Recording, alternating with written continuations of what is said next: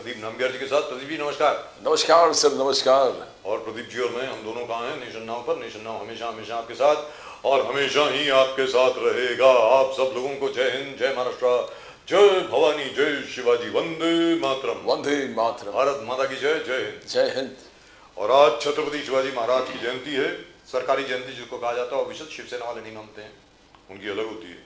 वो कहते हैं कि वो दूसरी लिपि से चलते हैं, दूसरी डेट से चलते हैं। प्रदीप जी यस, बिल्कुल। According to the solar calendar today is the birth anniversary of Chhatrapati Shivaji Maharaj. तो आप सब लोगों को एक बार फिर जय भवानी, जय Shivaji. Now which is fantastic, by the way, because the manner in which Chhatrapati Shivaji Maharaj is now serving as an inspiration for just about everybody in the country is I think absolutely great. In the meantime, in case you haven't subscribed to the channel, please do so. Subscribe जरूर करें channel को। When you click to that icon, subscribe, you subscribe to the fastest growing channel of the nation. Nation Now. Nation Now. Nation Now, the fastest growing channel of the nation. And to all our viewers in China, ni hao. To all our viewers in Japan, konnichiwa. About Yako Jambo to our viewers in East Africa, South Africa, the continent of Africa, wherever they speak Swahili. So Pradeep ji, great day today. Look at the AI Impact Summit in Delhi. मतलब वहाँ पे I think there are about 20 heads of state and there are God knows how many CEOs and the best brains from all over the country at the moment, all over the world at the moment. Yes. वो gathered around in Delhi, and there I think is President Lula of Brazil, जो उनके बिल्कुल साथ में है. Or to the left of the Prime Minister is Emmanuel Macron of France, and the tall man over there is the Dutch Prime Minister, and then you have the Spanish President. You've got just about everybody, and you've got Sundar Pichai, and you've got the father of AI, who's a little kid by the way. Mr. Modi, Pradeep भाई छोटा बच्चा लगता है वो Sam Altman. Yes. और प्रधानमंत्री जी ने जितना आदर सत्कार और सम्मान उसको दिया, आप सबको यही लग रहा होगा ये स्कूल का बच्चा कहां से आ गया। But I'll tell you that's what it is today. That's what IT is. जी ये करते करते 9 bilaterals जो टॉप के लीडर्स है, world leaders, 9 bilateral world leaders, उनके साथ भी मोदी साहब के bilateral टॉक्स हो गए। Now that's what full utilization of the summit. एक तो it's a landmark summit. एक तो scientifically, we can say technologically, it was fantastic. The world accepted it as a very good thing. अब दूसरा, मोदी साहब ये करते करते bilaterals 9 राज्यों के top leaders के साथ bilateral talks भी किए, and that's what we need to understand. Fantastic achievement. और मुझे यहाँ पर ये कहना जरूरी बनता है कि वो जो गलगोटिया यूनिवर्सिटी वाले हैं ना, मैं उम्मीद करता हूँ अपनी तरफ से कि उन हजरत को उनका जो यूनिवर्सिटी का लाइसेंस है वो भी कैंसिल कर दो। मतलब आप चोरी करेंगे यार ऐसी जगह पे जाके, मतलब इंटरनेशनल प्लेटफॉर्म, क्या जरूरत है ये सब करना? भाई सच बोलिए ना, जो आपका है वो आपका है। आप चाइना का रोबोट खरीद करके आप दिखा रहे हैं कि हमारा है, मतलब it's like terrible. In any way I am very happy that we discovered it very quickly. बहुत जल्दी उसको डिस्कवर भी कर दिया और उनको बाहर भी कर दिया। Absolutely fantastic. Let's go straight across to our guest. We got a wonderful panel of guest tonight and I hope nobody will run away this time. Sanjay Dwivedi ji नमस्कार। श्री राम, हर हर महादेव। हर हर महादेव, हर हर महादेव, वंदे मातरम। आज छत्रपति शिवाजी महाराज की जयंती है। जय भवानी, जय शिवाजी। जय शिवा, जय भवानी, जय Shivaji. Dr. Rakesh Ranjan, great pleasure as always talking to you from Gaya, Bihar. Fantastic. Dr. Rakesh Ranjan, how are you, sir? How are you? I'm good, sir. Good Lovely. evening to all. Always a pleasure to hear your analysis. आपका जो विश्लेषण होता है जबरदस्त होता है, इतना सटीक होता है कहने की इतनी, and very very incisive. Thank you so much for joining us, sir. And of course, Dr. Viral Malik, pleasure, really and truly a great pleasure talking to you. बहुत बहुत धन्यवाद सर, आप हमारे साथ जुड़े। I think we just lost Sanjay Dwivedi साहब. Can we get him back? Dr. Rakesh Ranjan, I first come to you. Sir जो अभी आर्टिफिशियल इंटेलिजेंस इम्पैक्ट समिट जो हो रहा है अभी दिल्ली में, you have 20 heads of government, you have all the best brains from all over the world, you've got Sam Altman there, you've got Sundar Pichai over there, you've got Tim Brad and so on and so forth. Just about every company all over the world is represented. और उसमें जैसे Nvidia है, उसके शायद पुरी साहब आए हैं, जो एनवीडिया के जो चेयरमैन थे वो खुद नहीं आ पाए, ये sent the CEO, he is also an Indian. और उसमें सबसे बड़ी बात जो देखने को मिलती है कि ज्यादातर इन कंपनीज में, these are among the top Fortune 50 company, not even Fortune 100 company, ज्यादातर इंडियन है CEO. Don't you think that's a matter of pride? Doctor Rakesh Ranjan sir, बोलिए sir. Good evening to all of. Good evening sir, good evening. निश्चित रूप से एक कोई भी global summit होना किसी भी सरकार में beyond the party line Yes. किसी भी देश के लिए एक बहुत अच्छी बात होती है और बड़ी बात होती है. लेकिन मुझे भी खुशी है कि एआई समिट इंडिया में हुआ, इतने सारे.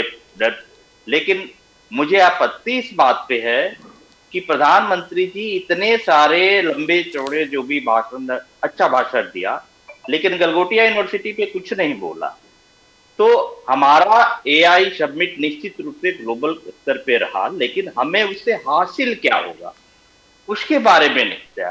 क्या हमारी सॉफ्टवेयर जो कंपनियां हैं, जो कल तक इन जितने भी तमाम देश के मीन्स जो ऑफिसर आए थे, प्रधानमंत्री से लेकर के वहां के पीएम से लेकर के जितने भी मीन्स वहां के नुमाइंदे आए थे, उनसे पूछे कि वहां के अब तक जो हमारी सॉफ्टवेयर कंपनियां थी उनके मार्केट को अपना ग्राहक बना रही थी, लेकिन आज जो हो रहा है ये हो रहा है कि हम जो है अमेरिका और अन्य देशों का मार्केट बन रहे हैं. तो दोनों में थोड़ा सा अंतर है. निश्चित रूप से एआई का जो इतना बड़ा समिट हुआ सबके लिए अच्छी बात है, लेकिन उसका नेचर हमें क्या मिला, जब हम इस पे जब गौर करेंगे तो थोड़ा सा इस पे हमको सोचना पड़ेगा. और सारी जनता जो है और सारे जो भी जितने भी अन्य सरकार है, मंत्री हैं, वो सभी ये सवाल को जवाब देना चाहिए कि सवाल जितने भी उठाई जा रही है कि हमें क्या मिलेगा. क्या हमारी सॉफ्टवेयर जो भी इंजीनियर से लेकर के तमाम जो बाजार हैं, हम अपने सॉफ्टवेयर बाजार को बचा पाएंगे या हम किसी और के बाजार बन जाएंगे.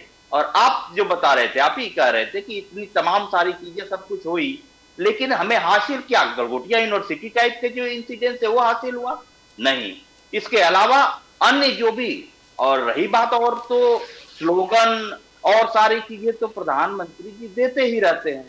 2014 से अब तक जितना स्लोगन दिए गए, जितना डिजाइन के बारे में बातें की गई, मुझे नहीं लग रहा है कि अभी तक कोई भी मीन्स उसका मीन्स एग्जाम्पल सेट हुआ ना. स्मार्ट सिटी से लेकर के चाहे आप तमाम तरह के सॉफ्टवेयर से लेकर के हार्डवेयर से लेकर के कंपनियों के बारे में तमाम तरह के जो कहे गए, चाहे वो कंप्यूटर कैपेसिटी की बात हो, चाहे इनोवेशन सेंटर की बात हो, चाहे वो इनोवेटिव जो आइडियाज वाले सेंटर की बात हो, चाहे फ्यूचर स्किल की बात हो, चाहे आप मीन्स स्टार्टअप एंड फाइनेंसिंग की बात हो, एक भी तो जमीन पे नहीं उतरा. तो इसको भी एक नया जो जिस प्रकार से अन्य सारे स्लोगन थे, तो स्लोगन के रूप में जनता देख रही थी. एक प्रकार का इवेंट था. इवेंट मैनेजमेंट में तो पार्टी है चाहे पूरी भाजपा जो है एकदम माहिर है ही. तो डॉक्टर राकेश सबमिट होना सबके फक्र की बात है, लेकिन हमें मिलेगा क्या इसको भी बताना चाहिए. और उतना ही सर ऐसा है कि आईटी इंडस्ट्री के जितने लोग हैं हमारे इंफॉर्मेशन टेक्नोलॉजी के, दे आर वेरी एक्साइटेड. वो सब लोग बहुत एक्साइटेड हैं. उनका कहना यह है कि आज की तारीख में हमारा जो आईटी एक्सपोर्ट है, IT services, goods and other things, IT enabled services जिसको कहते हैं, उससे हम लोग 230 बिलियन डॉलर्स कमाते हैं हिंदुस्तान के लिए हर साल. 230 billion dollars, which is a huge chunk. क्योंकि हमारा जो टोटल फॉरेन एक्सचेंज जो हिंदुस्तान में आता है वो तकरीबन 850 एक्सपोर्ट से तकरीबन 850 बिलियन डॉलर्स के करीब आता है, out of which 25% is IT. उनका ये कहना है कि आर्टिफिशियल इंटेलिजेंस और क्वांटम कंप्यूटिंग के आने के बाद उनका ये अनुमान है कि ये फिगर जो अभी 230 बिलियन डॉलर या 250 बिलियन डॉलर का है, ये एक साल में 300 बिलियन डॉलर का हो जाएगा और 5 साल में डबल हो जाएगा, यानी तकरीबन 500 बिलियन डॉलर का हो जाएगा. राकेश रंजन साहब, आप बताएं सर प्लीज. निश्चित रूप से वो हो जाएगा. ये वही बात है फिर जो 2047 का जो सपना दिखाया जाता है. अभी आप बताइए कि ये कैसे हो जाएगा. बजट का एलोकेशन, अभी बजट सत्र चल रहा था, हम सबों ने देखा इसी एआई के लिए एआई के लिए कितना बजट दिया गया था? आई थिंक 10,300 करोड़ जी, उसके लिए इंफ्रास्ट्रक्चर से लेकर के, और वो भी 5 सालों के लिए। सरकार रहे का टर्म बचा है 3 साल और बजट का एलोकेशन 5 साल के लिए किया जा रहा है, वो भी 10,300 करोड़, जो कि एक कह लीजिए कि ऊंट के मुंह में जीरा के बराबर। हम उसके लिए कौन सी इंफ्रास्ट्रक्चर डेवलप कर रहे हैं? हम उसके लिए और सारी जो आप कंप्यूटिंग मींस कैपेसिटी की बात कर रहे हैं, चाहे जो भी इनोवेटिव सेंटर की बात कर रहे हैं, वो कहां पे और कैसे जनरेट होगा, वो बजट में दिखनी चाहिए ना। अब पर साल 2,000 करोड़ में कितनी हम कंप्यूटिंग जो कैपेसिटी बढ़ा लेंगे, कितना हम जो है innovative center doctor Rakesh Ranjan ji, हमसे जो है सर ये इवेंट को रूप में इवेंट से ज्यादा कुछ भी नहीं है। डॉक्टर रंजन, सिर्फ कहा जा रहा है कि ठीक है, डॉक्टर राकेश रंजन साहब बुला करके और बड़ी बड़ी बातें तो कर ले, लेकिन जमीन पे उतारने के लिए जो भी सिस्टम होना चाहिए सर, माफी ठीक तो नहीं रहा है। आपसे माफी चाहूंगा, जब राजीव गांधी जी ने कंप्यूटर्स मंगाए हिंदुस्तान में तब भी यही बात हो रही थी। सबसे पहले ये बात हुई कि हमारी सारी नौकरियां चली जाएंगी, ये बात हुई कि हिंदुस्तान को क्या मिलेगा, वगैरह वगैरह वगैरह। उसके बाद अटल बिहारी वाजपेयी जी की सरकार आई, एक 10 साल का टैक्स हॉलीडे दिया गया इंफॉर्मेशन टेक्नोलॉजी को, जिसकी बिना पर आज की तारीख में आईटी सर्विसेज में हिंदुस्तान नंबर 1 बना। आज की तारीख में मैं छोटे sir Pradeep sorry sir, the industry, IT industry does not really need government support. उनको सिर्फ टैक्स हॉलीडे चाहिए, उनको सिर्फ ये चाहिए। मैं आपके सामने ये बात रख रहा हूं और ये बात मैं उम्मीद करता हूं अविरल मलिक जी जो भारतीय जनता पार्टी के हैं इसका जवाब देंगे। राकेश रंजन साहब, आईटी इंडस्ट्री भारत की, डॉक्टर साहब आप तो जानते हैं, बच्चों को पढ़ाते हैं, हमारे बच्चों में कितनी प्रतिभा है आपको मालूम है। They need to be left alone. आज की तारीख में प्रदीप जी प्लीज 1 सेकेंड, आज की तारीख में जो हमारी इंफॉर्मेशन टेक्नोलॉजी की कंपनी है ना राकेश रंजन साहब, they are quite capable of generating everything themselves as long as you leave them alone। उनके ऊपर आप ईडी मत छोड़िए, एनफोर्समेंट डायरेक्टरेट को मत छोड़िए, सीबीआई को मत छोड़िए, उनके ऊपर एसएफआई को मत छोड़िए, एसएफआईओ को, ईओडब्ल्यू को मत छोड़िए, उनको हरास मत कीजिए। राहुल गांधी जी ने same clause, doctor Rakesh Ranjan ji आप जो कह रहे हैं, राहुल गांधी जी ने इसको हाईलाइट किया, बोलते आप एआई रेवोल्यूशन के बात कर रहे हो, economy is at risk. Rahul Gandhi ji ने कहा इकोनॉमी एट रिस्क, हजारों जो हमारा सॉफ्टवेयर इंजीनियर्स है they are going to lose jobs, they are going to lose jobs. आप जो एआई को प्रमोट कर रहे हैं, इस रफ्तार से प्रमोट कर रहे हैं, आप कह रहे हो कि टॉप 3 नेशन हो गए 2047 तक। राहुल गांधी जी कहना what about the job loss, जो हमारा आईटी है, soft engineer, they are going to lose jobs. ये लूज जॉब वाले फैक्टर कहां से आए डॉक्टर राकेश रंजन जी?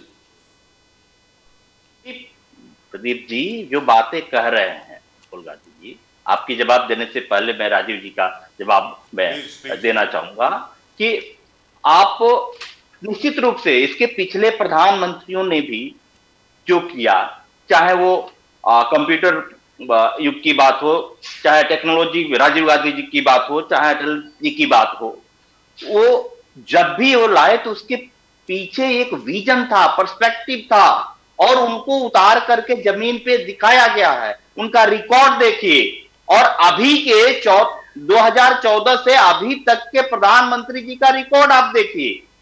आप देखिए ना, जितने भी स्लोगन, सिर्फ स्लोगन गढ़े गए हैं इस प्रधानमंत्री जी के द्वारा, कोई भी एक भी काम जमीन पे नहीं उतर पाया है। और रही बात जॉब जाने की, तो निश्चित रूप से हम तो शुरू में ही हमने कहा कि अभी तक का रिकॉर्ड देखिए ना, अभी तक का जो नया आज जो हो रहा है, अब तक जो जब राजीव गांधी जी ने और अटल ने जो सॉफ्टवेयर मार्केट को खड़ा किया, तो सॉफ्टवेयर कंपनियां अमेरिका और अन्य देशों के मार्केट को अपना बाजार बना रही थी। आज जो है हम अमेरिका और अन्य देशों का बाजार बन रहे हैं। हमारा जो डेटा और जो भी ये चीजें हैं बिना शर्त हम शेयर कर रहे हैं, उसका कोई प्रोटेक्शन नहीं है। हमारा जो फ्यूचर स्किल की जो बात हो रही है, कैसे डेवलप करेंगे कि जो हमारी सॉफ्टवेयर इंजीनियर और सॉफ्टवेयर कंपनियां जो है अपना जॉब जो है उसको बचा के रखेगी। जब हम किसी और का जब मार्केट बन जाएंगे तो कैसे संभव होगा? अभी इसका देखिए एंथ्रोपिक का जो पूरा सीन आप देख लीजिए, जो टोक्यो के बाद बेंगलोर में जो सेंटर खुला, क्यों खुला? क्योंकि भारत में वो अपना बाजार और मार्केट देख रहे हैं। हमने कितने टोक्यो में, चाहे बीजिंग में, चाहे हम न्यूयॉर्क में कितने सेंटर खोले, एक भी नहीं खोले। इंडिया की सॉफ्टवेयर कंपनियां जो मीन्स वही हम कह रहे हैं कि ग्राहक बन रही है, दूसरे सॉफ्टवेयर या दूसरे एआई रिलेटेड जितने भी कंपनी है उसका सिर्फ ग्राहक बन रही है, हम प्रोड्यूसर नहीं बन रहे हैं। और उसके लिए आज देखिए जो सॉफ्टवेयर आईटी सेक्टर का ग्रोथ रेट कहां चला गया, 3 से 5% के बीच में अटका हुआ है। तो आप देखिए ना कि डेटा इनका बता रहा है, हम बड़े बड़े वही बोल रहे हैं कि स्लोगन बढ़ने के लिए इसमें कोई दिक्कत नहीं है सर।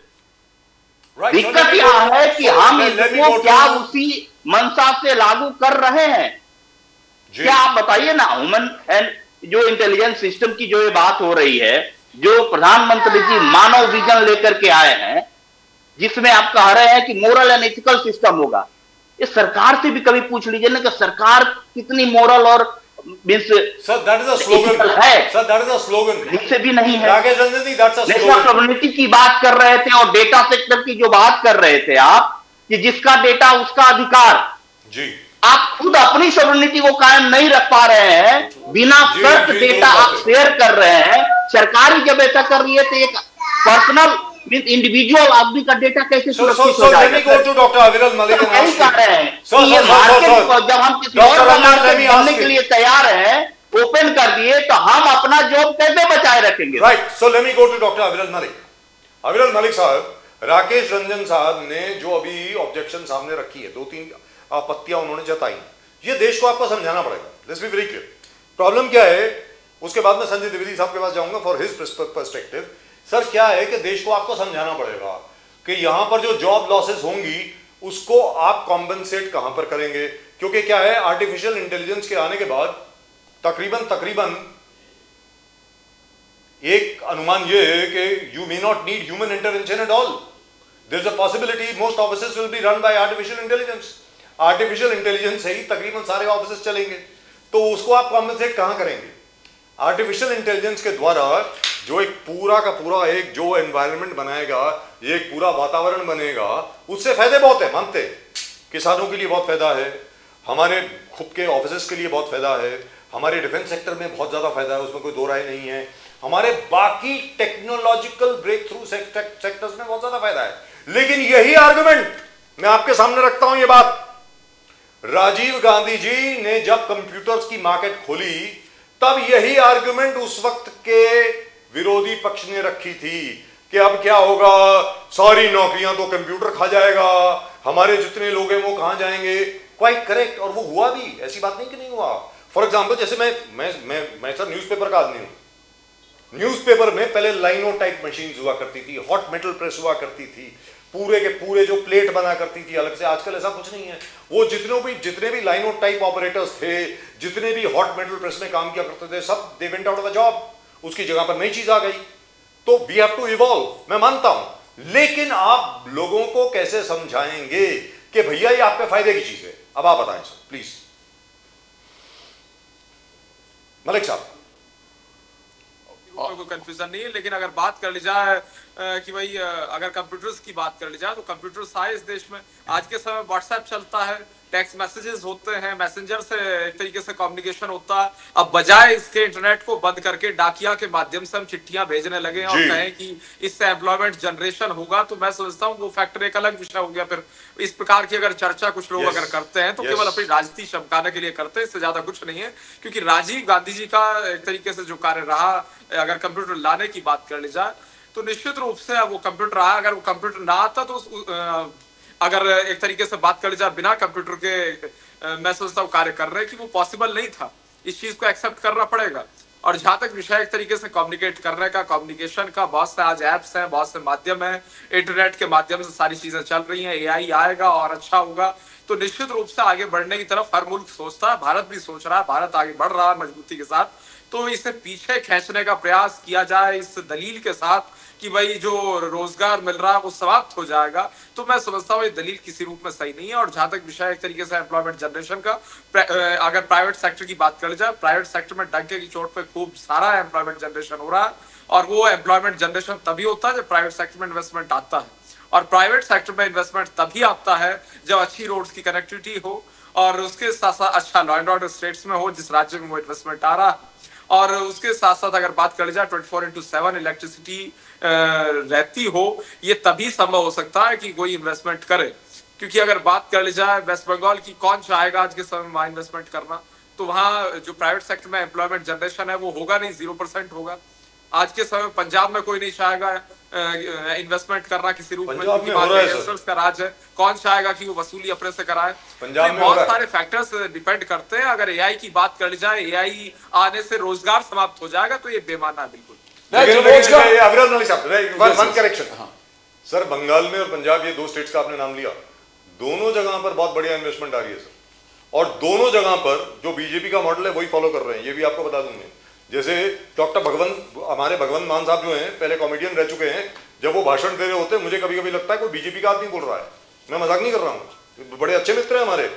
तो मैं तो उनको बोलता हूँ तुमको तो आरएसएस में होना चाहिए, ये कर क्या रहे हो तुम, यहाँ पे क्या कर रहे हो, वेरी फ्रैंकली स्पीकिंग। और प्रदीप जी, एक सेकंड सर, एक सेकंड। और जो अभी डॉक्टर राकेश रंजन साहब ने जो बात करी थी सर, ऐसा है 1,26,000 नई जॉब्स क्रिएट होंगी आईटी सेक्टर में इसी साल में, ये अनुमान है। ये अनुमान है सर, 1,26,000 नई जॉब्स क्रिएट होने वाली हैं आईटी सेक्टर में। और अभी तक जो 230 बिलियन डॉलर्स की का फॉरेन एक्सचेंज अर्न किया है, it will go up to 250 billion dollars by the end of March. Pradeep ji, अब आप बोलें प्लीज। राहुल गांधी जी जो डाउट्स पेश किया है उसको आप नजरअंदाज नहीं कर सकते अविरल मलिक साहब। एआई रेवोल्यूशन ठीक है, बट जो उन्होंने कहा थाउजेंड्स ऑफ जॉब, यहां हम लोग बैठे शायद कल आर्टिफिशियल इंटेलिजेंस स्टेट पे पहुंचे कि हमारी जरूरत नहीं पड़े, एंकर्स की जरूरत नहीं पड़े, हमसे भी खूबसूरत और बोलने वाले एआई डेवलप करके जॉब ऑलरेडी हो रहा है। तो ये अगर मास स्केल में हो गया, India is taking a big leap, India is taking a giant stride, तो किस प्रकार से हमारे प्राइमरी एजुकेशन आज के तारीख में लेवल में नहीं आया अविरल मलिक साहब, और हम जॉब्स जो कट करने वाली बात है, तो राहुल गांधी जी का यह आरोप को किस प्रकार से देखते हो आप? How do you see that? नहीं तो राजीव गांधी जी कंप्यूटर लाए थे तो उससे क्या रोजगार समाप्त हो गया था? ये काफी जो लोगों का कंप्यूटर हुआ। ऑपरेटर्स हैं, तमाम सारे लोग जो कंप्यूटर पे काम करते हैं, इन्हें रोजगार मिला कि नहीं मिला, तमाम सारी मिला, कंपनियां मिला, चली कि नहीं मिला। चली, लाभ हुआ कि नहीं हुआ। और इसी प्रकार से जहां तक विषय एक तरीके से आरोप प्रत्यारोप का, मैं सोचता हूँ इसमें जो पॉलिटिसाइजेशन किया जा रहा है ये नहीं होना चाहिए। अगर इस प्रकार से किया जाता है तो केवल इस जनता को भ्रमित करने के लिए किया जा रहा है, इससे अधिक कुछ नहीं। और जहां तक विषय राहुल गांधी जी का, उनका अधिकार है अपोजिशन में होने के नाते सवाल पूछने का। सर, लाजमी सवाल है सर, ऐसा मत बोलिए, वो पॉलिटिकल सवाल नहीं पूछ रहे सर, इसको पॉलिटिक्स के नजरिए से ना देखें। जैसे राकेश रंजन साहब ने जो अभी बात करी है ना सर, वो लेजिटिमेट सवाल है, लेजिटिमेट डर है लोगों के मन में। उस डर को आप सरकार में सर आपको हटाना पड़ेगा, वो लोगों को समझाना पड़ेगा कि ये क्यों आर्टिफिशियल इंटेलिजेंस जो है ये क्यों आपके फायदे में है। नहीं सर, ऐसा मत देखिए, करिए ना, अगर इसमें उदाहरण के रूप में एक चीज और मैं दे देता हूँ। बोलिए सर। बिल्कुल एक और चीज मैं 10 सेकंड में उदाहरण के रूप में दे देता हूँ। अगर बात कर ली जाए रोजगार की, अब कह दिया जाए कि भाई जो नदी है, नदी के ऊपर ब्रिज ना बनाया जाए और यहाँ नाव चलती रहेगी तो नाव चालक को रोजगार मिलेगा, तो मैं समझता हूँ ये इस प्रकार का तर्क है। अगर देश आगे बढ़ रहा है, मजबूती के साथ आगे बढ़ रहा है, तो इसमें समस्या क्या है? और उसके साथ साथ जहां तक विषय एक तरीके से विश्वगुरु भारत का और 2047 का, तो निश्चित रूप से विश्वगुरु भारत का निर्माण हो, ये सुनिश्चित करना हमारा दायित्व है। इसमें किसी रूप में कोई कंफ्यूजन नहीं। पर क्या करेंगे आप? पूरे बैंगलोर में बसा हुआ पूरे वैली जो सॉफ्टवेयर इंजीनियर्स के हैं, जो सिलिकॉन वैली यूएस के हैं, जो पूरे सॉफ्टवेयर इंजीनियर्स यहाँ और एक सबसे बड़ा रेवेन्यू ओनर है, ये सब गायब हो जाएंगे। ये है फिक्र राहुल गांधी जी का, ऑपोजिशन का। ये सब क्या करेंगे? जो मार्केट आपको thousands of billions of dollars exports में यहां पर लेके आ रहे हैं, वो सब गायब हो जाएंगे अविरल मलिक साहब। They will cease to exist, that is the fear. क्या करेंगे? सैकड़ों लोग जो है सॉफ्टवेयर इंजीनियर्स बनके जो रेवेन्यू हमारे लिए अर्न कर रहे हैं, उनका क्या होगा? जी देखिए, जहां तक विषय एक तरीके से जॉब्स का, तो किस प्रकार से जॉब्स आगे बढ़े, किस प्रकार से ज्यादा जॉब्स मिले लोगों को, युवाओं को, अनएम्प्लॉयमेंट समाप्त हो, इसकी हम तो इसकी चिंता करते हैं। और जहां तक सवाल है, तो सवाल वाजिब है, लेजिटिमेट है, लेकिन एआई के माध्यम से अगर मदद मिल जा रही है लोगों को, जनता को उससे लाभ हो रहा है, देश को लाभ हो रहा है, तो उसमें इस प्रकार का सवाल करना मैं समझता हूँ ठीक नहीं है। लेकिन हाँ, जहां तक जॉब्स का विषय है, हर क्षेत्र में जॉब्स की भरमार है। कौन सी ऐसी जगह है जहां जॉब्स की भरमार नहीं है? रोड्स एंड ट्रांसपोर्ट सेक्टर हो, टूरिज्म सेक्टर हो, एजुकेशन सेक्टर हो, हेल्थ सेक्टर हो, आप किसी सेक्टर की बात कर लीजिए, हर सेक्टर में नौकरियां भरमार है नौकरियों की। अगर एक तरीके से लॉ एंड ऑर्डर की बात कर ली जाए और होम मिनिस्ट्री की बात कर ली जाए, राज्यों में बहुत से स्टेट्स ऐसे हैं जिनमें जो पुलिस की भर्ती है वो पूरी नहीं होगी। बहुत से स्टेट्स हैं इसी देश में, तो यहाँ तो पुलिस वालों की भर्ती पूरी नहीं होती, जो सरकारी नौकरियां हैं वो पूरी नहीं दी जा रही हैं लोगों से। और जो आपने बात कही ना अभी अविरल मलिक साहब, जो आपने अभी बात कही है, वहां पर एआई का सबसे बड़ा यूज होने वाला है, ये भी याद रख लो। जहां तक पुलिस का सवाल है, आज की तारीख में क्या होता है, किसी ने क्राइम कर दिया, वो he is not even on social media, उस पर नहीं है। एआई के माध्यम से आज भी मुंबई में 4 बहुत बड़े क्रिमिनल पकड़े गए हैं सर, आज ये आपको बता दूं मैं। सो एआई का यूज तो जबरदस्त है, लेकिन जो आप बात कर रहे हैं ना, मैं संजय द्विवेदी साहब के पास जाता हूं अभी, क्या है कि we have to evolve sir, let's be very clear. पुराना जो तरीका था अब नहीं है। अब क्या है कि व्हाट्सएप के माध्यम से बच्चे पढ़ते हैं, वीडियो कॉल के माध्यम से बच्चे पढ़ते हैं। एक जमाने में तो ऐसा नहीं होता था, या तो आपको फिजिकली पढ़ना पड़ता था या आपको किताब पढ़नी पड़ती थी। आज की तारीख में तो ऐसे करते हैं ना। इसका मतलब ये थोड़ी है कि किताबों का प्रकाशन बंद हुआ, हाँ कम हो गया है, मानता हूं, लेकिन ऐसा नहीं है कि पढ़ाई नहीं हो रही है। तो संजय द्विवेदी जी, आप इसको कैसे देखते हैं, आप बताइए ना। हर चीज जो नई टेक्नोलॉजी आती है, नया कोई डेवलपमेंट होता है, ये आर्टिफिशियल इंटेलिजेंस जो एक चीज है, we are not addressing the elephant in the room. Sanjay Dwivedi ji जरा ध्यान से सुने, there is something called quantum computing. वो जब हिंदुस्तान में आ जाएगा, I think in another 6 months, and cloud computing तो पहले से ही है। Quantum computing when it comes over here sir, it will be the most powerful tool all over the world. और हिंदुस्तान आज की तारीख में because of the IT sector, मैं फिर बोलता हूं, हमारे आईटी सेक्टर को सरकार की जरूरत नहीं, सिर्फ एक चीज की जरूरत है संजय द्विवेदी जी। वो क्या है, जैसे बाला साहब ठाकरे बोलते थे, हमारे बिजनेसमैन जो है ना, हमारे जो व्यापारी हैं, उनको अकेला छोड़ दो भाई, उनको काम करने दो, उनके ऊपर रेड मत करो, रेड राज मत करो। आईटी सेक्टर अब कैसे डेवलप हुआ है सर, इसीलिए डेवलप हुआ है कि सरकार ने उस तरफ देखा भी नहीं। अगर सरकार उस तरफ देखती ना, नहीं होता। अब आप बोलें द्विवेदी जी प्लीज। देखिए बजाज जी, प्रदीप जी, बोलिए देश सर। को आजाद हुए 75 साल हो गए जी। मतलब 1947 में देश आजाद हुआ था तो पाकिस्तान और हिंदुस्तान दोनों बने थे सर। लेकिन आज की डेट में आप एक देखिए कि साहब पाकिस्तान की हालत क्या और इस देश की हालत क्या है। इस देश में 1947 में कुछ भी नहीं बनता था सर, एक सुई भी नहीं बनती थी। दुरुस्त बात। लेकिन 75 सालों में हम इतने तेज हो गए हैं कि आईटी सेक्टर हो, चाहे औद्योगिक संस्थान, भाभा इंजीनियरिंग, भाभा हो, हमारे स्पेस में भी हमारे जो चीजें जा रही हैं, हम इतने ज्यादा आगे बढ़ गए हैं कि जैसे कंप्यूटर की बात आपने की, राजीव गांधी जी कंप्यूटर है, फिर पूर्व पीएम हमारे पूर्व पीएम लाए। हम पहले रिजर्वेशन कराने जाते थे तो हमारा बापी रिजर्वेशन नहीं होता, लेकिन कंप्यूटर आने से क्या फायदा हुआ कि हमारा बापी का भी रिजर्वेशन होने लगा। इंदिरा जी गांधी आई, उन्होंने क्या देखा कि सब बैंक वाले जो है किसानों को पैसा नहीं देते हैं, ऋण नहीं देते हैं। उस समय ऋण जो हमारी बैंकें थी वो ऋण नहीं देते थे किसानों को, तो उन्होंने राष्ट्रीयकरण कर दिया। तमाम ऐसी चीजें जो हमारे सुविधाएं हुई कि साहब नहीं, देश में जनता को रोजगार भी देना चाहिए, कुछ क्या क्या नियम, तो उन्होंने नए उपक्रम बनाए, सार्वजनिक उपक्रम बनाए गए। अब यहाँ पे आप देखिए भारतीय जनता पार्टी काम या एनडीए सरकार भी है, काम वही कर रही है, मैं नहीं कहता हूँ। लेकिन जब पहले सरकारें थी, वो अगर कोई चीज लाती थी तो उसके एवज में ये देखती थी साहब हम इसको कैसे इसका निपटारा करेंगे। आपने एक बात कही कि साहब 2000 जब राजीव गांधी जी ला रहे थे जी। तो विपक्ष में भारतीय जनता पार्टी थी, उन्होंने कहा साहब नौकरियों में इफेक्ट पड़ेगा जी। लेकिन वो सरकारें जो थी वो इस पर विचार करती थी कि अगर विपक्षी पार्टी ने हमसे कहा है सब नौकरियों में हमारे अड़चन आएगी, दिक्कतें आएगी, तो इस पर विचार करती थी। आज क्या हो रहा सर, अभी आपने कहा, हमारे प्रवक्ता जी ने कहा कि साहब नौकरियां दिक्कत आएगी, नौकरियां नहीं डेवलप हो पाएंगी, लोगों की नौकरियां जाएंगी, होंगी सर, डेवलप तो होंगी। इस पर क्या कहने लगे हमारे भाजपा प्रवक्ता साहब, राजनीति नहीं होनी चाहिए। उनको ये कहना चाहिए था कि अगर नौकरी जा रही है तो हम उनके लिए इंतजाम ऐसा इंतजाम करने जा रहे हैं जो समकक्षी व्यवस्था हो, जो उस व्यवस्था से उनकी नौकरियां ना जाए। Yes, भाई yes. देश में अगर हमारे Yes.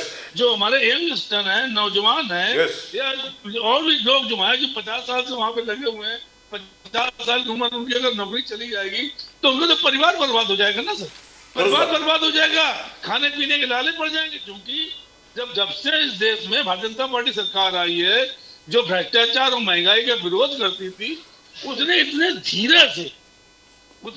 धीरे से महंगाई, भ्रष्टाचार को भ्रष्टाचार उन्होंने कैप्चर्ड कर लिया। देखिए भ्रष्टाचार उन्होंने खत्म कर दिया सर। अब आज की डेट में अगर सीबीआई ईडी छापा मारती है तो सबसे ज्यादा छापा मारती है विपक्ष के पास। तो उसका रीजन सबसे बड़ा क्या है? उसका रीजन जितने भ्रष्टाचारी देश भर के हैं वो तो भारतीय जनता पार्टी के अदालत में आ गए, भारतीय जनता पार्टी में आ गए। तो ये इन्होंने भ्रष्टाचार ऐसे खत्म कर दिया। महंगाई बेरोजगारी की बात करते थे, पेट्रोलियम पदार्थों की बात करते थे, गैस की बात करते थे, खुद धरना प्रदर्शन करते थे सर। उस समय हमारे जो मनमोहन सिंह जो सरकार चल रही थी, कांग्रेस सरकार चल रही थी, सबसे ज्यादा महंगाई का विरोध करने वाले भारतीय जनता पार्टी। करेक्ट द्विवेदी जी।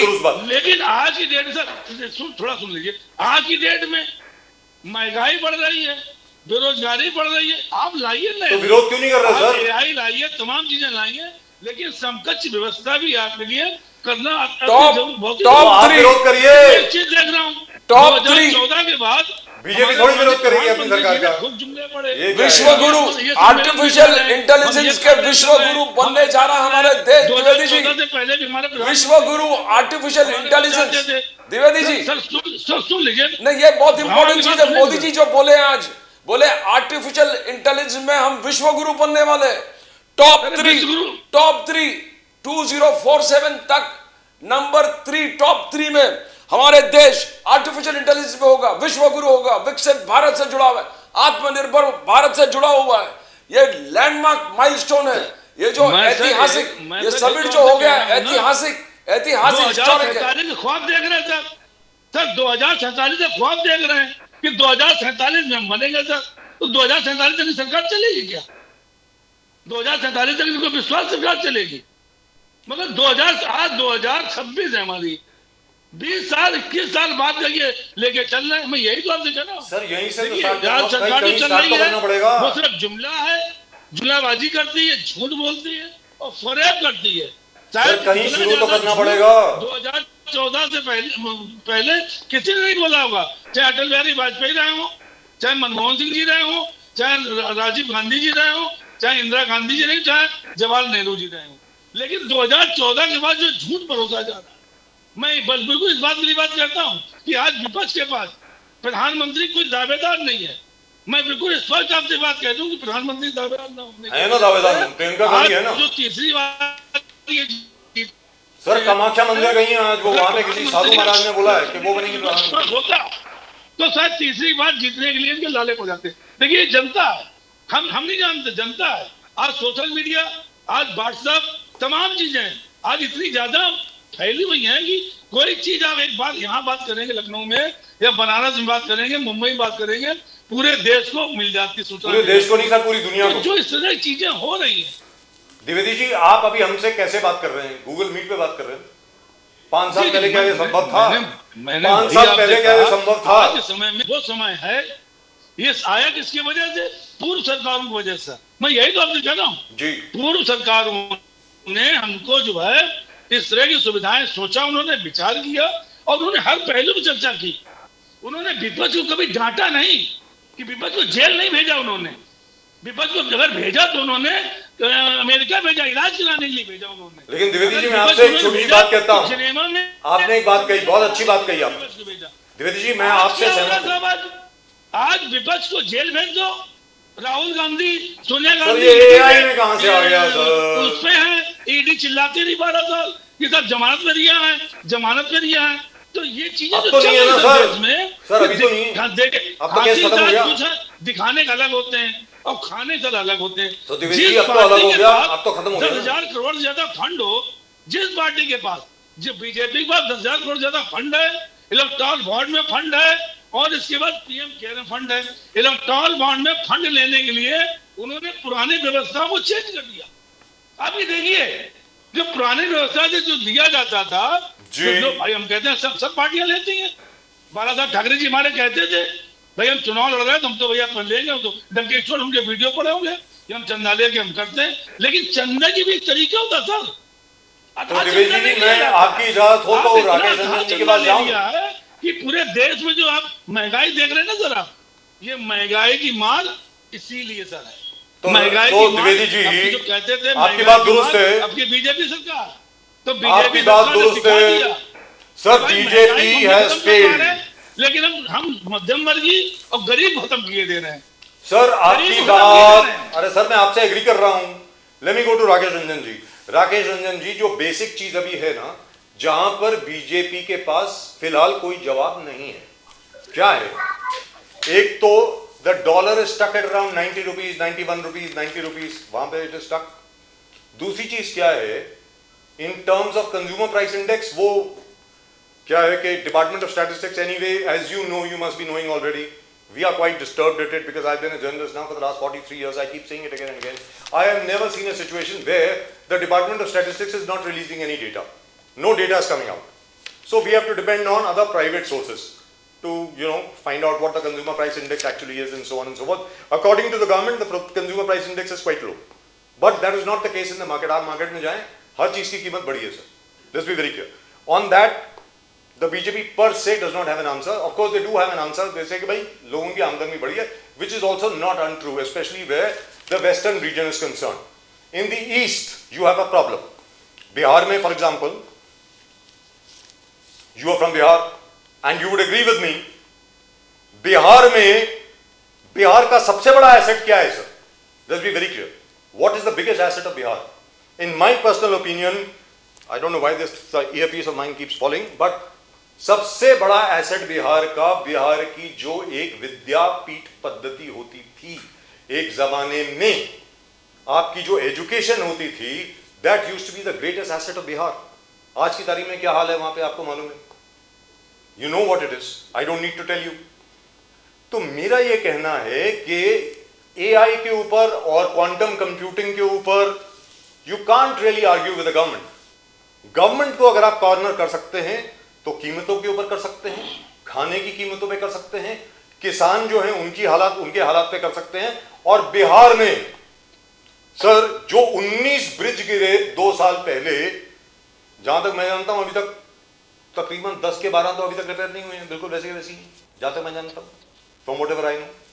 और गया यूनिवर्सिटी के क्या हाल है आपसे ज्यादा और कौन अच्छा जानता होगा. नालंदा यूनिवर्सिटी का क्या हाल है आपको अभी भी मालूम है. तो सर आप मुझे बताइए, AI is a great tool, fantastic, but will it be used to educate our new generation? What do you think, Rakesh Ranjan साहब? अजय जी, आपने बहुत अच्छा सवाल किया. निश्चित रूप से जनता का जो एक कंसर्न है, और निश्चित रूप से आप बिहार को भी देखें तो शिक्षा का हब हुआ करता था, वही जनता ये चाह रही है.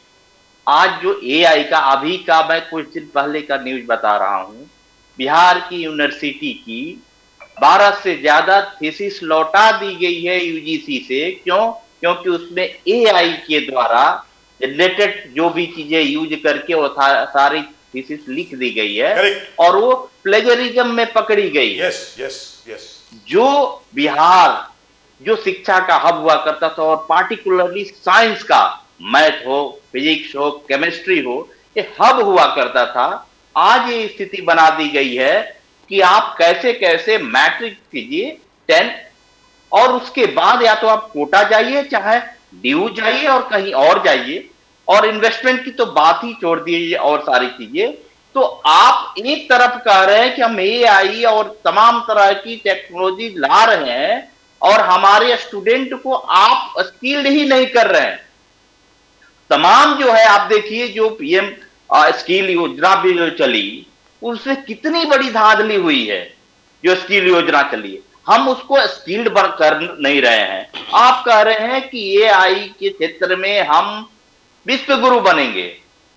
क्या मैं, राजीव जी अभी प्रदीप जी बोल रहे थे, AI की दुनिया में विश्व गुरु कैसे बनेंगे? क्या एक गलगोटिया यूनिवर्सिटी का इस्तेमाल करके बनेंगे? क्या संभव है? JNU जैसे संस्थानों को आप बंद करके और गलगोटिया जैसे यूनिवर्सिटी को बढ़ावा देके कभी आप एआई में विश्वगुरु बन जाएंगे? दूसरी बात, जनता और सबका कंसर्न ये है कि एक तरफ आपकी एआई का इतना बड़ा सबमिट हो रहा है, देखिएगा दोनों दिन शेयर मार्केट गिर रहा है। दूसरी तरफ आप देखिए क्या मार्केट में जो चिंता जो है उसका झलक नहीं रहा है। अब दूसरी बात आप देखिए कि एक तरफ आप कह रहे हैं कि जीडीपी और तमाम तरफ जो है बहुत तेजी से ग्रोथ कर रहा है, बढ़ रहे हैं जीडीपी के, और दूसरी तरफ लगातार इन्वेस्टमेंट घट रहे हैं। और बिहार की तो बात ही छोड़िए, बिहार को तो कोई इन्वेस्टर ही नहीं मिल रहा है, ये ऐसा माहौल बना दिया गया। पिछले 20 सालों में कोई एक नई जो फैक्ट्री की जो बात है, कोई एक फैक्ट्री यहां स्टेब्लिश नहीं किए गए। कई बार तो प्रधानमंत्री भी जी आए और कई सारे वादा करके गए, यहां तक कि एक चीनी मिल तक नहीं खोल पाए ये लोग, और वो कह रहे हैं कि हम एआई के द्वारा, है ना, और तमाम जो चीजें हैं इसमें विश्व गुरु बन जाएंगे। एआई के द्वारा कैसे विश्व गुरु आप बन जाइएगा? उसका सबसे जो बेस है वो डेटा है, और आप ये नहीं बता पा रहे हैं कि एक सेफ और ट्रस्टेड जो डेटाबेस आप कैसे तैयार करेंगे, आप अनकंडीशनल रूप से डेटा शेयर करने के लिए दूसरे के तैयार। दूसरी बात था, और खैर मैं टिप्पणी नहीं करना चाह रहा था, लेकिन आप बताइए कि खुद पीएम प्रधानमंत्री देश के एआई का तुलना आई और माई से कर रहे हैं। अब वो जनता की इन मुकम्मल सवालों का, चाहे जितने भी सॉफ्टवेयर इंजीनियर है, चाहे मार्केट के जो सवाल है और सारे लेबर के जो सवाल है, जो जॉब के, कैसे समझ पाएंगे जो एआई की तुलना माई से और आई से करते हैं? बट तो ये सिर्फ और सिर्फ इसीलिए कह रहे हैं कि ये सिर्फ इवेंट जनरेट करके और छोड़ दे रहे हैं इस देश को। एक और बड़ा एग्जांपल दे रहा हूं, ये इवेंट इसलिए जनरेट बहुत सारी की जा रही है कि कई सारे इलाकों में, जैसे गुजरात का बड़ा एग्जांपल है, बड़े बड़े सबमिट करा करके और रियल एस्टेट है, वहां के जमीनों के दाम मिस बढ़ा दिए गए अचानक, उसके बाद बेच दिए गए, उसके बाद वो प्रोजेक्ट आज तक पूरा ही नहीं हुआ, और जो लोग खरीदे वहां और इस उम्मीद में कि यहाँ पे कंपनियां बैठेगी और सारी चीजें होगी, वो सब ठगे रह गए। डॉक्टर रंजन तो हर दृष्टि से जनता से को लूटने और धोखा देने के लिए पूरा काम चल रहा है। डॉक्टर रंजन साहब, कौन नहीं चाहता है विश्व गुरु बनना? डॉक्टर रंजन कौन साहब नहीं चाहता है कि डेवलप होना और सारा चीजें, लेकिन डॉक्टर रंजन साहब, आपने कहा 12 साल में क्या किया? 12 साल में शिक्षा को खत्म करके, यूनिवर्सिटी सिस्टम को खत्म करके, पब्लिक सेक्टर चीजों को खत्म करके क्या विश्व गुरु बना जा सकता है? बट विश्व गुरु के राह पर तो चल रहे डॉक्टर रंजन साहब। मोदी साहब ने जो आंकड़ा दिया, मोदी साहब ने कहा कि 12 साल में जो इंफ्रास्ट्रक्चर पुश जो पूरे देश में था, हिस्टोरिक है, ऐतिहासिक है। Never before in the history of India इतना बड़ा इंफ्रास्ट्रक्चर पुश पूरे देश में हो गया। चाहे वो नॉर्थ ईस्ट में ब्रह्मपुत्र रिवर के ऊपर ब्रिज बांधना हो, नॉर्थ ईस्ट चाइना बॉर्डर में रनवे को, जो हाईवे को रनवे बनाना हो, इंफ्रास्ट्रक्चर पुश। अमित शाह जी ने 12 साल में कहा गोल्डन पीरियड फॉर सिक्योरिटी, चाहे वो कश्मीर के इश्यू है उसको सॉल्व करना, नॉर्थ ईस्ट में इश्यू सॉल्व करना, माओइस्ट को खत्म करना, गोल्डन पीरियड फॉर हिस्ट्री। और जो अलग अलग स्कीम्स जो मोदी साहब ने किया था, वो चाहे वो पीएम किसान हो या हर घर हर गरीबों को घर देना हो, आयुष्मान हो, तो अलग उज्ज्वला स्कीम हो, नल से जल हो, घर घर शौचालय, गरीबों का भी ख्याल किया। At the same time military power, आज आपके पास वो हेलीकॉप्टर आ रहा है जो माउंट एवरेस्ट को भी टच कर सकते हैं। ऐसे हेलीकॉप्टर्स आप फ्रांस से खरीद रहे हो, हैमर मिसाइल्स, अब मिलिट्री स्ट्रेंथ आपका है, इंफ्रास्ट्रक्चर पुश है, टेक्नोलॉजिकल एडवांस। क्या 12 साल में मोदी साहब जो गिना रहे गलत है डॉक्टर रंजन साहब? जी, बस यही बात हम कह रहे हैं कि आपके देश में कितने हेलीकॉप्टर बने, कितने जनरेट हुए, यही तो हम कह रहे हैं कि पहले जो हम प्रोड्यूसर करते थे, जो हमारा देश अभी बता रहे थे वक्त आते नहीं कि 70 सालों की जो आज थी, एक सुई से लेकर के जहाज तक बनाने लायक हम बने ना। इसरो से लेकर के तमाम सारे एम्स से लेकर के हमने खोला ना, उन्होंने, चाहे वो मेडिकल साइंस की बात हो, चाहे हर एक सेक्टर में हम प्रोड्यूसर बने ना। आज क्या हो रहा है कि हम फ्रांस से हेलीकॉप्टर खरीद रहे हैं, लेकिन हम कितने बना रहे हैं? ये मेड इन इंडिया होगा, डॉक्टर रंजन साहब के तमाम सारी जो डॉक्टर रंजन साहब, transfer of technology Rafales generate करते हैं, राफेल्स इंडिया में बनेगा। क्या इनके शासन काल में कोई भी ऐसा एक डेटा आया? राफेल्स तो ये नहीं बता राफेल्स इंडिया में बनेगा, हैमर मिसाइल इंडिया में बनेगा। की बात किए थे, ये आज तक ये डेटा नहीं दे पाए कि हर साल में आज तक कितने नौकरियां हम जनरेट कर पाए, कितने हम प्रोड्यूस कर पाए, कितने हेलीकॉप्टर प्रोड्यूस कर रहे हैं, कितने जो है राफेल हम यहाँ प्रोड्यूस कर रहे हैं और कितने हम खरीद रहे हैं। यही चिंता है इससे, ताकि आप कह रहे हैं कि हम विश्व गुरु बनना चाह रहे हैं, लेकिन तमाम जो ये चीजें उन्होंने कहा वो सिर्फ और सिर्फ आप खरीद रहे हैं, आप मार्केट बन रहे हैं दूसरे के, और हमारा जो लेबर, चाहे हमारा जो कैपेसिटी है, वो जो स्किल है उसको डेवलप करके हम एक स्किल्ड जो लेबर है राफेल नहीं बना, मेड इन इंडिया होगा, मेड इन इंडिया राफेल होगा, हेलीकॉप्टर भी मेड इन इंडिया होगा। ये जो नया टेक्नोलॉजी, ट्रांसफर ऑफ टेक्नोलॉजी, अभी तक ट्रांसफर ऑफ टेक्नोलॉजी होकर यहाँ पर बनेगा राफेल। एक्सपीरियंस था बनाने का। अब देखिए ना, जिसको हवाई जहाज बनाने की जिस कंपनी का एक्सपीरियंस है उसको नहीं दिया जा रहा है, एक नए कंपनी को दिया जा रहा है। यही हो रहा है कि बिजली प्रोड्यूस कोई और कर रहा है, बीच में एक बिचौलिया, चाहे वो अदानी अंबानी टाइप के लोग को एक कंपनी खड़ा कर दे रही है, 2.5 रुपये की कॉस्ट को 6.5 रुपये में बेच रही है, और वो बैठे बैठे 4 रुपया का मुनाफा कमा रही है, जिसमें कुछ लोग को चंदा दे रही है, फिर वो धंधा ले रही है। यही चल रहा है सर। हम प्रोड्यूस नहीं कर रहे हैं, हम टेक्नोलॉजी जो है खुद डेवलप नहीं कर रहे हैं। अच्छा, एक और इतना मेरा सवाल है बहुत शालीनता से, कि जो अमेरिका के बिलियनियर हैं, अन्य कंट्री के जो बिलियनियर हैं, आप ये बताइए कि वो इसलिए बिलियनियर हैं, करोड़पति है, अरबपति है, क्योंकि उसने कुछ प्रोड्यूस किया, कुछ रिसर्च किया। आपके जो मल्टी बिलियनियर हैं, अरबपति है, करोड़पति है, पूंजीपति हैं, वो क्या प्रोड्यूस किए? मार्क जुकरबर्ग फेसबुक बनाया, इसी प्रकार अन्य लोगों ने बनाया, उससे उन्होंने कमाई। इंडिया के जो अदानी जी हैं, अंबानी जी हैं, तमाम जो लोग हैं, क्या बनाए? ये लोग सिर्फ और सिर्फ सरकार के चंदे पे और सरकार के से कह लीजिए कि सरकार द्वारा प्रायोजित जो भी धांधली है उसका इस्तेमाल करके बिलियनियर बने, और कुछ नहीं। हम ये कह रहे हैं कि इंडिया प्रोड्यूसर कब बनेगा? कंज्यूमर ही बना रहेगा। आप जो कर रहे हैं ये कंज्यूमर ही बनाए रखेंगे, और आप कह रहे हैं कि हम शोध भी नहीं करेंगे, रिसर्च भी नहीं करेंगे, डिजाइन भी नहीं करेंगे, नया मॉडल भी डेवलप नहीं करेंगे, और विश्व गुरु बन जाएंगे। राइट, डॉक्टर अविरल मलिक, जो अभी राकेश रंजन जी ने कहा है, सिर्फ और सिर्फ बेवकूफ बनाया जा रहा है। So can I go to अविरल मलिक साहब? अविरल मलिक साहब, जो डॉक्टर राकेश रंजन जी ने कहा है, भ्रष्टाचार के बारे में कोई जवाब नहीं देंगे। पीएम केयर फंड के पूछा जाएगा तो उसके बारे में कोई जवाब नहीं देंगे, और तमाम जो है, चाहे एनडीआरएफ के बारे में पूछा जाएगा उसमें कितनी दाखिली हुई, कोई जवाब नहीं देंगे। आरटीआई को कमजोर कर देंगे, और कह रहे हैं कि नहीं ट्रांसपेरेंसी भी है। ट्रांसपेरेंट कहां है?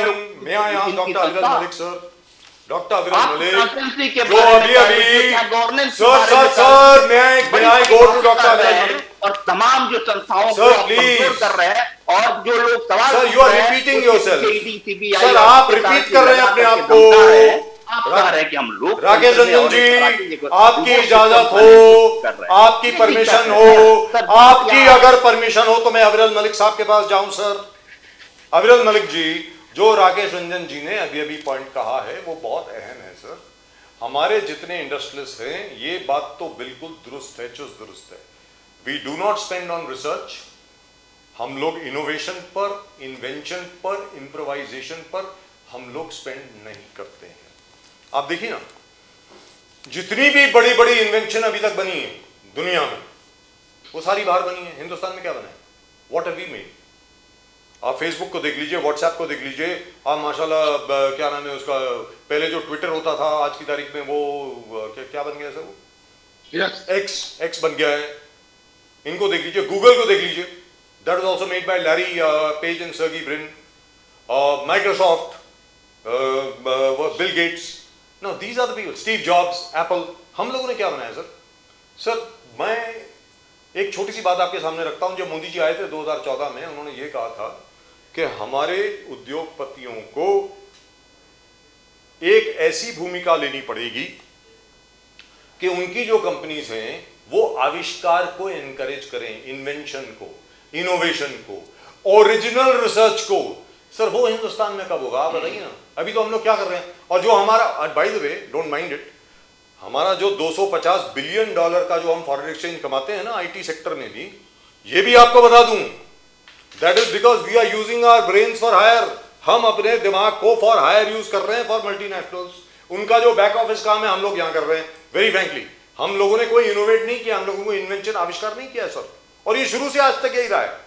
और जो अभी अभी राकेश रंजन साहब ने अभी एक एग्जांपल दी थी कि 12 पीएचडी थीसिस जो है वो रिजेक्ट हो गई। सर मेरी समझ में ये तो 12 रिजेक्ट हुई हैं। आप किसी को भी देख लो पीएचडी स्कॉलर को, ओरिजिनल रिसर्च भारत में होती ही नहीं है, ये भी आपको बता दूं मैं। और जो ओरिजिनल रिसर्च करना चाहता है वो बाहर चले जाता है, विदेश चले जाता है। ये कब खत्म होगा सर, आप बताइए। अविरल मलिक साहब बोलिए प्लीज। जी बिल्कुल बिल्कुल, मैं इस विषय पे भी आ रहा हूँ, और उसके साथ साथ लास्ट में 3 और नए विषय रंजन साहब ने रखे, ईडी, सीबीआई और करप्शन। जी बोलिए सर, बोलिए। विषय है, और उसके साथ साथ ये फेसबुक वगैरह काफी कुछ इन्होंने गिराने का काम किया। तो अगर सोशल मीडिया में बात करें, फेसबुक की, एक्स की, व्हाट्सएप की बात करें, व्हाट्सएप से ही प्रारंभ अगर कर ले, तो व्हाट्सएप का जवाब इंडिया की भाषा में अगर बताया जाए, स्वदेशी की बात कर ली जाए, तो अभी अरटाई चला है, वो सबने शायद देखा होगा। 10,000 में से 2,000 लोग, मैं सोचता 20% जो व्हाट्सएप यूज करते थे वो अरटाई पे आ चुके हैं। अगर 10,000 लोग व्हाट्सएप यूज करते हैं उसमें 20% यानी 2,000 के आसपास अरटाई लोग आजकल चला रहे हैं। बाकी वो मैं सोचता हूँ तेजी के साथ बढ़ेगा, और हम तो कहते हैं स्वदेशी अपनाओ और देश बचाओ। और जहां तक विषय एक तरीके से अगर ईडी और सीबीआई की बात कर ली जाए, ईडी सीबीआई स्वतंत्र जांच एजेंसियां हैं, अपने तरीके से अपने स्तर पे निश्चित रूप से वो जांच करती हैं, उस आधार पे वो कार्य करती हैं। मैं समझता हूँ उनके ऊपर आरोप लगाना से बेबुनियाद है, तथ्यहीन है। और जहां तक विषय लोकतंत्र का, लोकतंत्र को सुरक्षित रखने का, संविधान सर्वोपरि मानने का, तो अगर एक तरीके से लोकतंत्र के चारों स्तंभों की बात कर ली जाए, विपक्ष की अगर बात की जाए तो विपक्ष मीडिया को गोदी मीडिया कह रहा है, लोकतंत्र के चौथे स्तंभ को, और उसके साथ साथ जुडिशियरी को अपमानित किया जाता है। जिस दिन इनके पक्ष में फैसला आ जाएगा उस दिन सब बढ़िया है, supreme court, high court, district courts, और जिस दिन इनके विरुद्ध फैसला आ जाएगा उस दिन supreme court, high court, district court सब खराब हो जाएंगे और लोकतंत्र खतरे में पड़ जाएगा। तो मैं समझता हूँ इस प्रकार की रणनीति को नहीं अपनाना चाहिए। और जहां तक विषय एक तरीके से अगर बात कर जाए करप्शन की, तो करप्शन के खिलाफ हम आज भी हैं, कल भी थे, भविष्य में भी रहेंगे। हमारा स्पष्ट मानना है डंके की चोट पर भ्रष्टाचार मुक्त भारत का निर्माण करना 2014 से पहले हमारा संकल्प था। उसके साथ हम सत्ता में आए थे और निरंतर उसी के आधार पे जीरो टॉलरेंस जो हमारी पॉलिसी है उसके आधार पर निश्चित रूप से हम काम कर रहे हैं। और जहां तक स्टेट्स का विषय है, तो अब उन स्टेट्स की तो हम गारंटी नहीं ले सकते जिनमें विपक्ष की सरकार है, वो तो विपक्ष को जिम्मेदारी लेनी पड़ेगी। चाहे वो वेस्ट बंगाल हो, चाहे वो पंजाब हो, चाहे वो जम्मू कश्मीर हो, या फिर वो कर्नाटका हो, या एक तरीके से वो तेलंगाना हो, या अन्य जो भी विपक्ष के राज्य हैं, विपक्ष शासित राज्य हैं। तो मैं समझता हूँ उनकी जिम्मेदारी हमारे ऊपर है, ऐसा बिल्कुल किसी रूप में नहीं है। और जहां तक विषय एक तरीके से एआई के माध्यम से अगर देश आगे बढ़ रहा है, प्रगति कर रहा है, और एक तरीके से देश की ग्रोथ बढ़ रही है, और आज इंडिया फास्टेस्ट ग्रोइंग इकोनॉमी है। और जहां तक विषय विश्वगुरु भारत का निर्माण का, तो हमारा लक्ष्य है, निश्चित रूप से हम पूर्ण करेंगे, इसमें किसी रूप में कोई कंफ्यूजन नहीं। डॉक्टर मलिक 47 हमारा लक्ष्य है, डंके की चोट पर मैं पुनः कह रहा हूँ। डॉक्टर मलिक विषय एक तरीके से डेवलपमेंट का, हम सब लोगों को एकजुट होकर के विकास के रास्ते पर आगे बढ़ने की आवश्यकता है। डॉक्टर मलिक, ये राजनीति होती रहेगी, होनी चाहिए, होती रहे, लेकिन अगर जहां राष्ट्रहित की बात है निश्चित रूप से चिंताजनक है। नंबर 2 एक और चीज मैं गिरा दूं, जहां तक विषय एक तरीके से एम्प्लॉयमेंट का, एम्प्लॉयमेंट जनरेशन पे हमारा कल भी ध्यान था, आज भी है, इन फ्यूचर भी रहेगा। और जहां तक अनएम्प्लॉयमेंट को बढ़ावा मिलने का विषय है एआई के माध्यम से, तो हम उस चीज की एक तरीके से चिंता कर रहे हैं और निश्चित रूप से उस विषय पर ध्यान दिया जाएगा। इसमें कोई कंफ्यूजन नहीं है, जो भी आवश्यक रास्ता होगा वो एक तरीके से। बट व्हाई यू टेकिंग, आप डेवलपमेंट के बात करते हो, विश्व गुरु, आत्मनिर्भर भारत के बात करते हो, अलग अलग चीज, विकसित भारत के बात करते हो, आप दिख भी रहे एआई समिट वगैरह ऑर्गेनाइज कर रहे, but why at the same time आप जो पोलराइजेशन पॉलिटिक्स अब भी जारी, आपके डेवलपमेंट के फेथ नहीं है, आपके डेवलपमेंट पे क्या आपका फेथ नहीं है। महाराष्ट्र में 5% मुस्लिम रिजर्वेशन आपने नलिफाई कर दिया, 5% मुस्लिम रिजर्वेशन था उसको नलिफाई कर दिया। मोहन भागवत जी हर मंच पर हिंदुत्व को एक साथ एकत्रित होना पड़ेगा, they have to unite, Hindus have to unite, घर वापसी के बात करते हैं, पोलराइजेशन फिर बात करते हैं, टिप्पू सुल्तान वर्सेस शिवाजी महाराज, तो ये करना जरूरी है। अगर आपका डेवलपमेंट एजेंडा है तो आप उस पर क्यों नहीं वोट मांगते, उस पर क्यों नहीं पॉलिटिक्स करते हैं, आप हिंदू मुस्लिम क्यों करते हैं? बिल्कुल बिल्कुल। देखिए, जहां तक श्रद्धेय मोहन भागवत जी का विषय है, वो राष्ट्रीय स्वयंसेवक संघ के सरसंघचालक हैं, और जहां तक विषय एक तरीके से राजनीति करने का, राष्ट्रीय स्वयंसेवक संघ नंबर 1 राजनीति में नहीं है। नंबर 2, जहां तक घर वापसी का विषय है, तो निश्चित रूप से, और अगर बात कर ली जाए संविधान के आधार पर चलने की, तो संविधान के आधार पर चलना सबका अधिकार, और सबका अधिकार रिलीजन को फॉलो करना। और अगर कोई बहला फुसला करके, जबरन या लालच दे करके दूसरे धर्म में एक तरीके से कन्वर्जन कराता है, तो हमारा एक तरीके से दायित्व है, सामाजिक व्यक्ति होने के नाते भी हमारा दायित्व है, समाज सेवी होने के नाते भी हमारा दायित्व है, और माँ भारती के सच्चे भक्त होने के नाते, और माँ भारती को समर्पित होने के नाते भी हमारा दायित्व है। मैं समझता हूँ कि हम मदद करें जो लोग एक तरीके जबरन या तो लालच के माध्यम से जा रहे हैं या फिर किसी दबाव के माध्यम से जा रहे हैं, उनकी मदद करें, उनकी सहायता करें उससे बाहर निकलने की, और ऐसे लोगों के विरुद्ध एक तरीके से कानूनी कार्रवाई की जाए।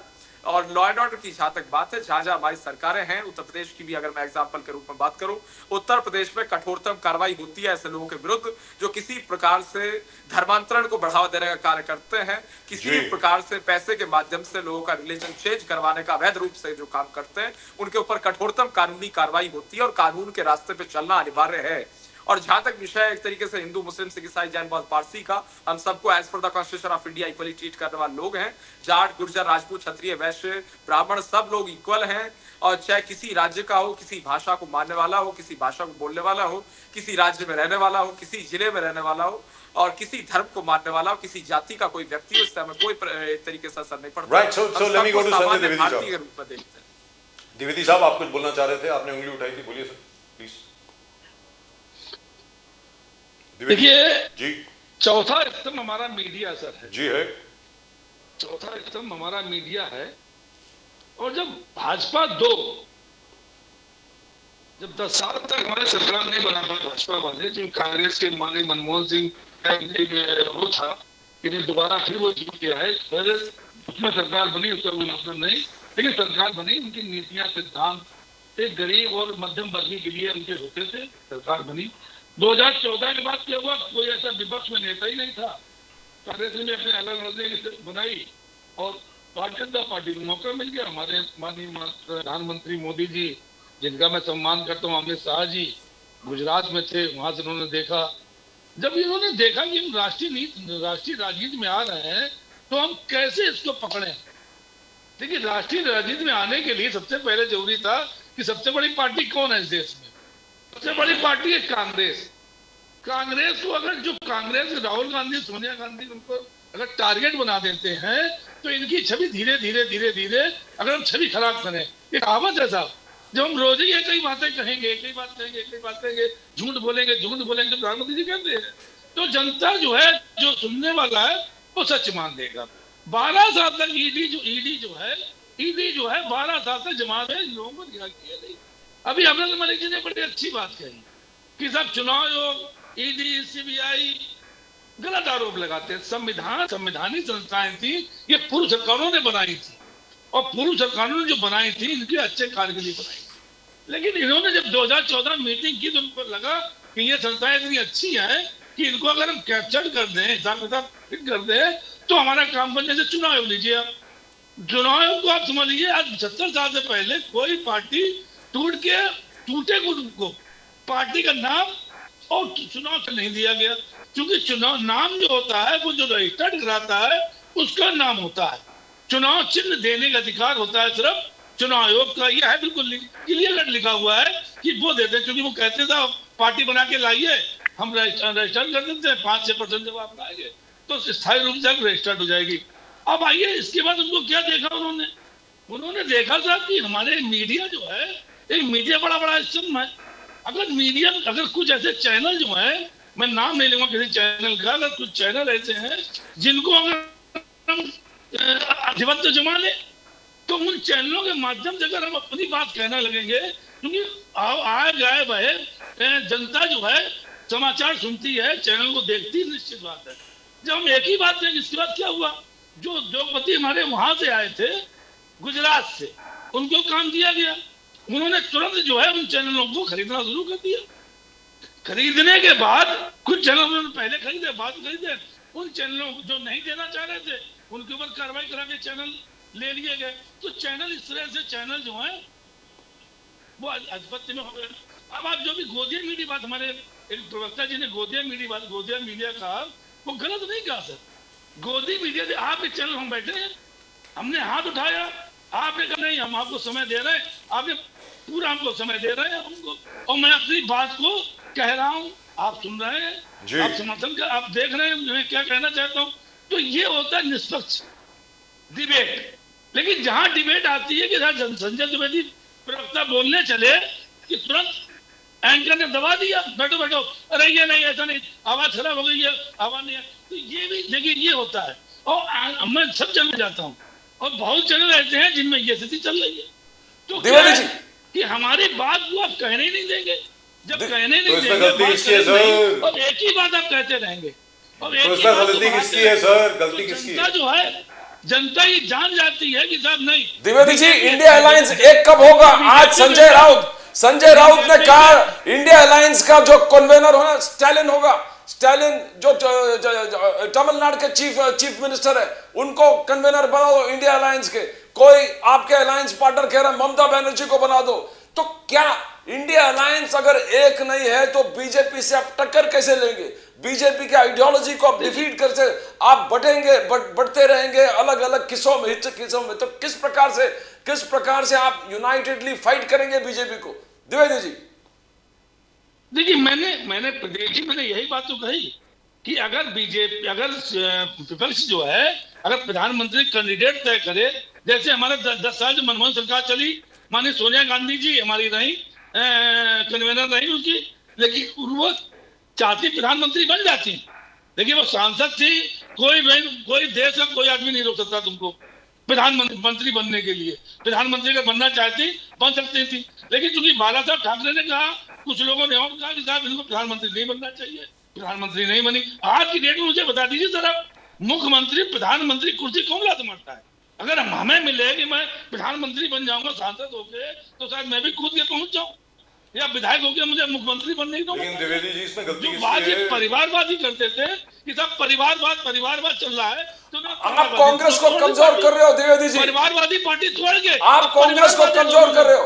आप कांग्रेस को कमजोर कर रहे हो। आप कांग्रेस के साथ यूनिटी नहीं निभा रहे हो। महाराष्ट्र में पवार की डेथ हुई, महाराष्ट्र में चंद्रपुर में आपने बीजेपी को सपोर्ट किया।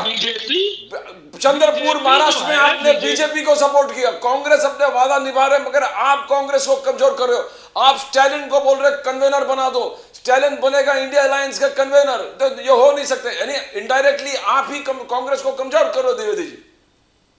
नहीं, देखिए विपक्ष में अपनी बात रखने का अधिकार है। कौन बनेगा नहीं बनेगा ये पूरे नेताओं की बात है। मैं इस पे कह रहा हूँ आपसे कि ये कौन बनेगा कौन नहीं बनेगा ये अलग बात है।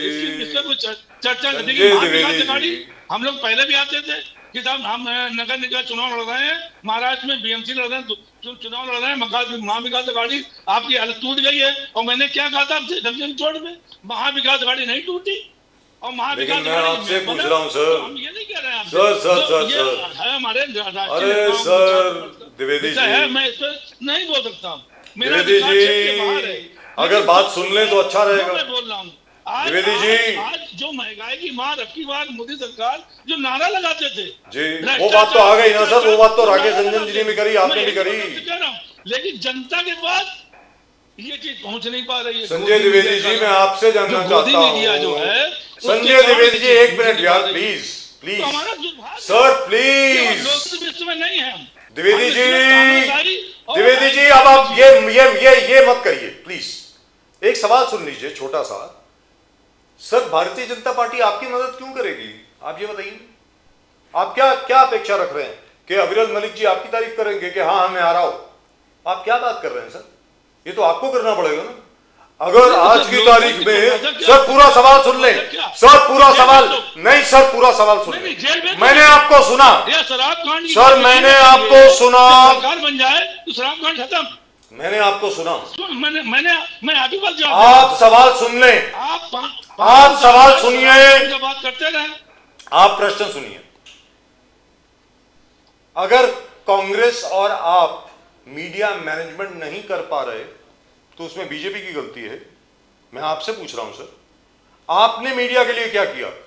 इन्होंने तो एक प्लान बनाई, बहुत अच्छे तरीके से।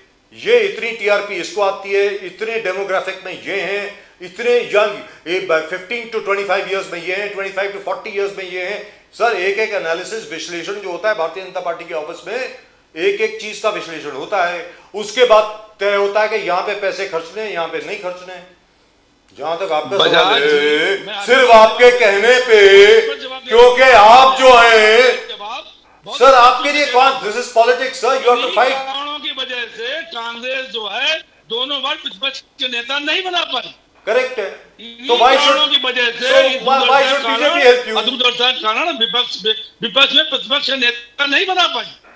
सर ऐसा है, दिखाई अपनी दूरदर्शिता, तो आज कम से कम 100 सांसद हैं। सत्येंद्र नाथ सिन्हा के बाद विपक्ष की है। आज हम कम से कम लड़ सकते हैं, बोल सकते हैं। भगवत आजाद और एसएन सिन्हा साहब के बाद बिहार में 1989 के बाद, अरे द्विवेदी जी आपके सिर्फ कंटिन्यूअसली बोलने से क्या होने वाला है बिहार में? सर ये मत बोलिए मेरी आवाज नहीं आ रही, आप अच्छी तरह सुन पा रहे हैं मैं क्या बोल रहा हूं। बिहार में 1989-90 से अभी तक एक भी कांग्रेस का मुख्यमंत्री नहीं बना है। वही हाल उत्तर प्रदेश में है, उसके लिए क्या बीजेपी जिम्मेवार है? पहले लालू जी रहे अब बिहार में, और उत्तर प्रदेश में मुलायम सिंह यादव जी, अब अखिलेश यादव जी, और बीच में मायावती जी, बीच में कल्याण सिंह जी। सर उसके लिए बीजेपी रिस्पॉन्सिबल तो नहीं है ना, आप रिस्पॉन्सिबल हैं। देखिए आप लड़िए। मेरी बात ध्यान से नहीं सुनी। मैंने ये नहीं कहा कि बीजेपी जिम्मेदार है, बीजेपी ने रणनीति बनाई, मैंने ये बात कही। रणनीति बहुत अच्छी बनाई सर, मैंने रणनीति की बात कही। अरे कोई बनाता, उन्होंने रणनीति बनाई जिसका उनको लाभ मिल रहा। पहले एक सांसद अगर कम था तो अटल बिहारी वाजपेयी ने मना कर दिया, लेकिन बीजेपी तुमने मना कहा नहीं तो किया सर, सर मुंह मत सरकार बना देंगे अपनी। I want to ask doctor Rakesh Ranjan ji, doctor Rakesh Ranjan ji, आप कांग्रेस को खुद इंडिया अलायंस के पार्टनर ही वीक कर रहे हैं। कांग्रेस को आज उद्धव ठाकरे जी ने कहा कि स्टालिन बनना चाहिए कन्वेनर, कुछ और दल है, घटक दल है, कोई कहता है कि ममता बनर्जी को बनना चाहिए कन्वेनर। तो पूरा कंफ्यूजन आप क्रिएट करके एक इंडिया अलायंस, एक मजबूत जो एक पेड़ होना चाहिए था उसको आप वीकन कर रहे हो। तो कैसे लड़ोगे आप बीजेपी से? डॉक्टर रंजन साहब। प्रदीप जी, हर कन्वेनर हमारे को लेकर के हमारे इंडिया अलायंस में कोई कंफ्यूजन नहीं है। बात यह है कि चुनाव की बात तब ना आती है, लोकतंत्र की बात तब ना आती है कि जब एक लेवल प्लेइंग फील्ड हो। जब आप चुनाव और आचार संहिता के बीच में पैसा दे करके, ब्राइब दे करके, लोगों को घूस दे करके चुनाव जीत जा रहे हैं, और एसआईआर के नाम पे आप देख ही रहे हैं कि क्या हो रहा है। विपक्ष का वोट काटे जा रहे हैं, और तमाम तरह के जो हिंदू मुसलमान के क्षेत्र में बांट करके तमाम तरह के एसआईआर के नाम पे जो हो रहे हैं, और सब कुछ दिखते हुए। तो जब लेवल प्लेइंग फील्ड पहले होगा तब न चुनाव की बात होती है और ट्रांसपेरेंसी की बात होती है। पहली बात यह है, समस्या यहां है कि कुछ भी आप कर लीजिए, जब संस्थाओं पे सारे कब्जे हैं, संस्थाएं ट्रांसपेरेंट नहीं है, संस्थाएं संवैधानिक रूप से काम नहीं कर रही हैं, तो हम कुछ भी बना के करेंगे क्या? पहली बात।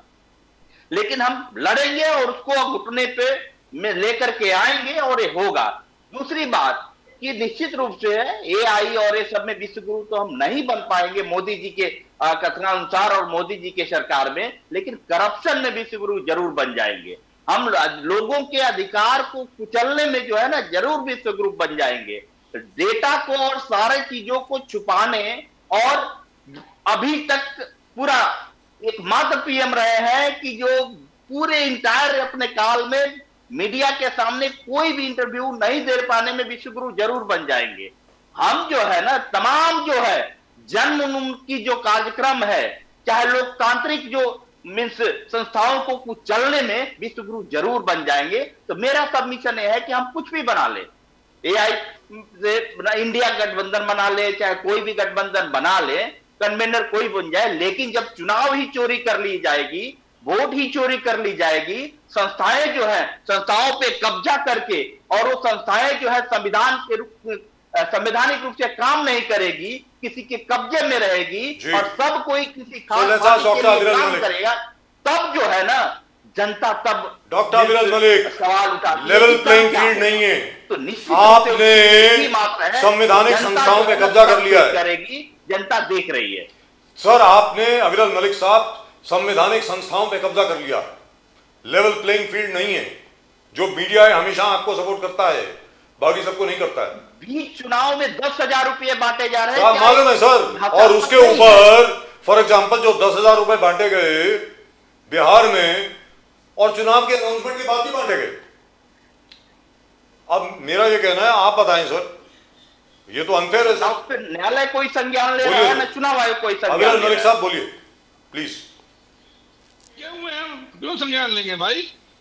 संवैधानिक डॉक्टर मलिक बोलिए अब सर। देखिए, जहाँ तक विषय अरे सर है, बीजेपी, इलेक्शन अरे कमीशन बीजेपी का को सवाल कर रहे हैं, उनको CBI खूब बोलना तो मैं दो। समझता हूँ ये पूर्ण रूप से स्वतंत्र है, अपने तरीके से काम करते हैं और इलेक्शन कमीशन ऑफ इंडिया, चुनाव आयोग पूर्ण रूप से स्वतंत्र है फैसले लेने के लिए, अपने तरीके से कार्य करता है। और भारतीय जनता पार्टी क्या है वो तो सबको मालूम है। भारतीय जनता पार्टी केवल एक पॉलिटिकल पार्टी है, हम राजनीतिक दल हैं और चुनाव आयोग पूर्ण रूप से चुनाव कंडक्ट कराने वाला है।